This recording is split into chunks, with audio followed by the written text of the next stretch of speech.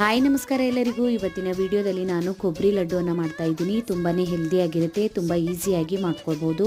ಅದಕ್ಕಾಗಿ 2 ಕಪ್ಪಷ್ಟು ಕೊಬ್ಬರಿ ತುರಿಯನ್ನು ತೊಗೊಂಡಿದ್ದೀನಿ. ಇದಕ್ಕೆ 2 ಟೇಬಲ್ ಸ್ಪೂನಷ್ಟು ತುಪ್ಪ, ಗಸಗಸೆ, ನಿಮಗೆ ಇಷ್ಟ ಬಂದಂತಹ ಡ್ರೈ ಫ್ರೂಟ್ಸನ್ನು ಹಾಕ್ಕೊಂಡು ಹುರ್ಕೊಂಡ್ಬಿಟ್ಟು ಈಗ ನಾನು ಈ ಥರ ಅಂಟನ್ನು ತೊಗೊಂಡಿದ್ದೀನಿ. ಇದನ್ನು ಎಣ್ಣೆಯಲ್ಲಿ ಅಥವಾ ತುಪ್ಪದಲ್ಲಿ ಕರ್ಕೊಂಡ್ಬಿಡಿ. ಇದನ್ನು ಈ ಥರ ಕುಟ್ಕೊಂಡ್ಬಿಟ್ಟು ಈಗ ನಾವು ರೆಡಿ ಮಾಡ್ಕೊಂಡಿರುವಂತಹ ಕೊಬ್ಬರಿ ತುರಿಗೆ ಹಾಕ್ಕೊಂಡ್ಬಿಟ್ಟು ಮಿಕ್ಸ್ ಮಾಡ್ಕೊಳ್ಬೇಕು. ಇಲ್ಲಿ ನೋಡಿ ನಾನು ಬೆಲ್ಲನ ತೊಗೊಂಡಿದ್ದೀನಿ. ಈಗ ಈ ಬೆಲ್ಲನ ನಾವು ಮೆಲ್ಟ್ ಮಾಡ್ಕೊಳ್ಬೇಕು.